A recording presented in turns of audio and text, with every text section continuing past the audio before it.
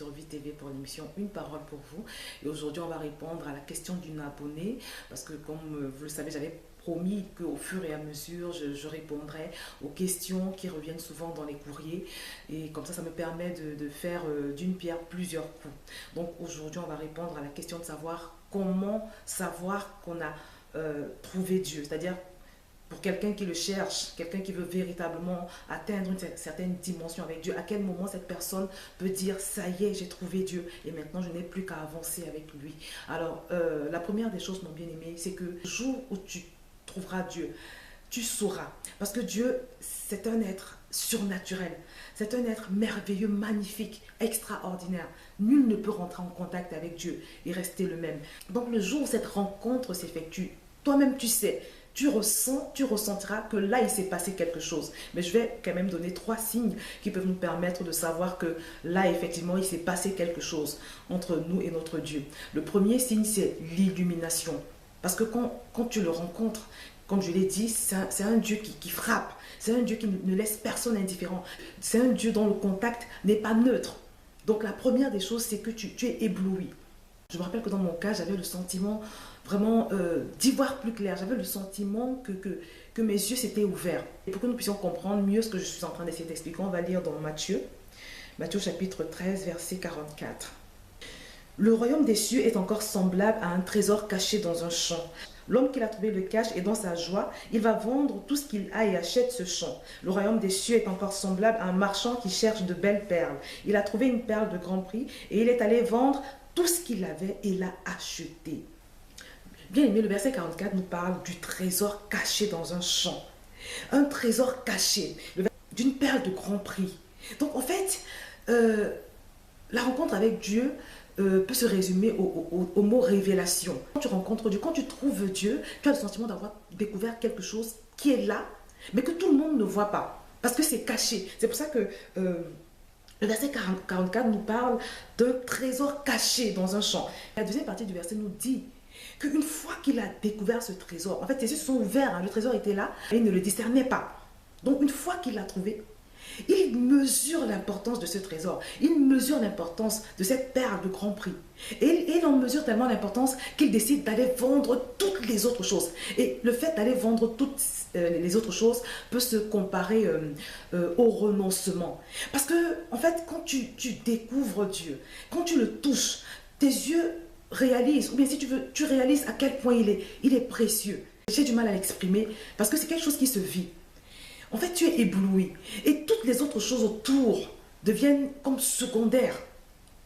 Et c'est pour ça que tu as le sentiment même de devoir les vendre, de devoir t'en débarrasser pour mieux t'approprier ce trésor. Donc en fait, tu sais que tu as trouvé Dieu quand il prend de l'importance à tes yeux. Dieu pour toi, c'était ton Dieu, tu le respectais. Mais le jour où tu le rencontres, le jour où la rencontre s'effectue, il y a une illumination qui se passe en fait. Le deuxième point, c'est la conviction de péché. Je me souviens que quand je me suis convertie, j'étais toute seule dans ma chambre, hein. J'étais en proie à toutes sortes de pensées de suicide, de dépression et tout le reste. Et je demandais au Seigneur, mais Seigneur, je vais à l'église, je lis ma Bible, je ne mens pas, je ne vole pas, je ne fais pas de mal à mon prochain. Pourquoi rien ne marche dans ma vie? Pourquoi je suis toujours malade? Pourquoi? Donc j'étais en train de me plaindre, de gémir devant Dieu. Je lui disais, mais je ne comprends pas, je veux comprendre. Et pendant que je gémissais comme ça devant mon Dieu, j'ai eu une conviction de péché. C'est-à-dire, c'est comme si il y a eu comme un projecteur qui a commencé à me montrer ma vie.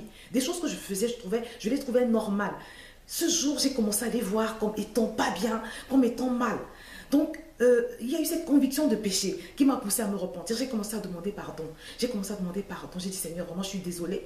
Donc, j'ai réalisé le mal que je faisais. J'ai eu cette conviction de péché. Et plus tard, dans les semaines, les mois qui ont suivi, quand j'ai commencé à prier et tout le reste, à m'intéresser davantage à lui et surtout à fréquenter une église réveillée parce que le Seigneur avait organisé les choses de sorte que quelques temps après, une amie m'a invitée dans une église réveillée. Et là, j'ai vraiment pu recevoir les enseignements, être suivie. J'ai fait suivre un enseignement des jeunes convertis avec études, méditation de la parole de Dieu. Au fur et à mesure que j'ai commencé à fréquenter donc cette église où on m'a accompagnée, au fur et à mesure que j'ai commencé à chercher Dieu, à me rapprocher de lui dans la prière, à lui parler comme s'il s'agissait de mon Père, au fur et à mesure que j'ai commencé à faire ça, je me suis rendu compte qu'il y avait comme une haine du péché Donc non seulement il y avait cette conviction de péché, ce jour où je me suis plaint à Dieu et où il s'est révélé à moi, mais en plus de ça, d'une façon générale comme ça, je peux dire que j'ai commencé à haïr les choses que je trouvais normales, que je trouvais classiques. Donc l'une des caractéristiques vraiment de quelqu'un qui a trouvé Dieu, c'est qu'au fur et à mesure de ta relation avec Dieu, il déteint sur toi. Parce que comme je l'ai dit, personne ne peut avoir un contact normal avec Dieu. Tu ne peux pas prier, t'approcher de Dieu chaque jour dans la prière, l'embrasser et rester le même. Parce que quand tu l'approches dans la prière, il te touche. Au fur et à mesure que tu médites la parole, il te touche également. Au fur et à mesure que tu entends les enseignements, il te touche. Il y a quelque chose qui se passe. Donc tout cela crée en toi la haine du péché. Non seulement tu discernes mieux le péché, mais en plus il y a cette haine, il y a cette aversion. Parce que quand Christ vient habiter en toi, c'est son Saint-Esprit. Et qui dit Saint-Esprit dit sainteté. C'est un esprit qui est saint. Le Saint-Esprit déteste tout ce qui est mal, faire du mal à son prochain. Le Saint-Esprit déteste tout ce qui est